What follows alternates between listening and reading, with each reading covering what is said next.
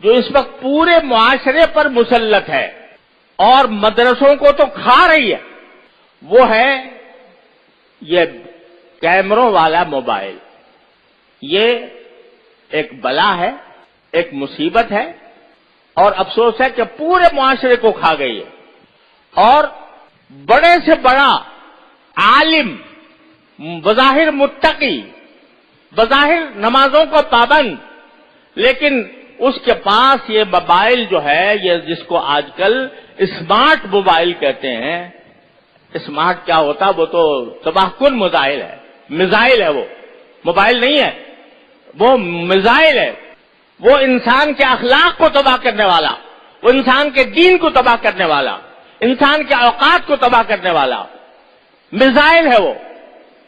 تو اس کے اوپر ہم نے یہاں پابندی لگائی ہے، اور اسی لیے لگائی ہے کہ جو اس میں بڑے عظیم نقصان ہیں۔ ذرا یہ بات اچھی طرح کان کھول کر ہمتن گوش ہو کر سن لو۔ اس میں دو عظیم نقصان ہیں۔ ایک عظیم نقصان تو یہ ہے کہ موبائل کا استعمال کرنا، موبائل کی جو سوشل میڈیا ہے اس کو استعمال کرنا بڑے سے بڑے متقی کے لیے یہ کہنا مشکل ہے کہ اس کے استعمال میں وہ کسی گناہ میں مبتلا نہیں ہوگا۔ بڑے سے بڑا متقی، شیطان، حدیث میں نبی کریم صلی اللہ علیہ وسلم کا ارشاد ہے کہ شیطان جو ہے، نگاہ جو ہے وہ شیطان کے تیروں میں سے ایک اہم تیر ہے، اور قرآن کریم میں ہے کہ شیطان تمہارے رگوں میں اس طرح دوڑتا ہے جیسے کہ خون دوڑتا ہے۔ اب ایک شخص ہے، وہ بیچارہ نیک نیتی سے اس نے کہا جی فلاں بزرگ کی تقریر سن لوں ذرا، اور اس نے کھول لیا۔ اس کے کسی اختیار کے بغیر ایسی چیزیں سامنے آ جائیں گی کہ شیطان کو ڈسنے کا فوراً موقع مل جائے گا۔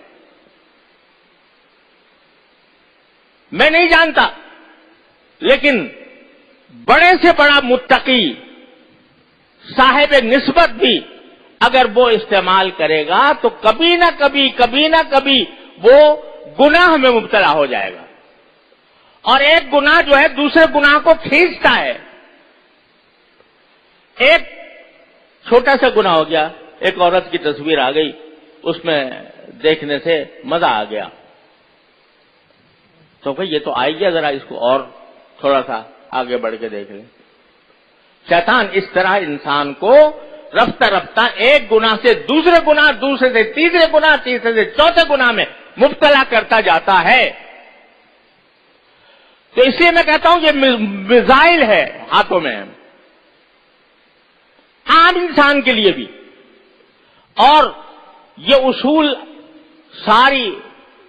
سارے عالم علمی دنیا میں مسلم ہے کہ دفع مضرت جلب منفعت سے مقدم ہے۔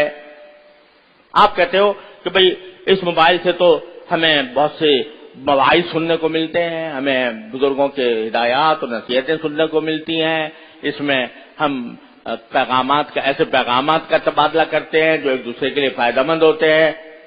تو یہ کیا ہوئی ہے؟ یہ جلب منفعت، اور نگاہ کا بہک کر کسی غلط جگہ پر چلا جانا، یہ مضرت کبرا ہے۔ تو دفع مضرت مقدم ہے جلب منفعت کا۔ لہذا ایک بات تو یہ ہے کہ یہ عام آدمیوں کے لیے بھی خطرناک ہے، لیکن دوسری وجہ یہ ہے کہ اس بات کا تجربہ ہے، مشاہدہ ہے، اس میں کوئی ادنا شک و شبے کی گنجائش نہیں ہے کہ اوقات ضائع کرنے کا اس وقت اس سے بڑا کوئی اور راستہ نہیں۔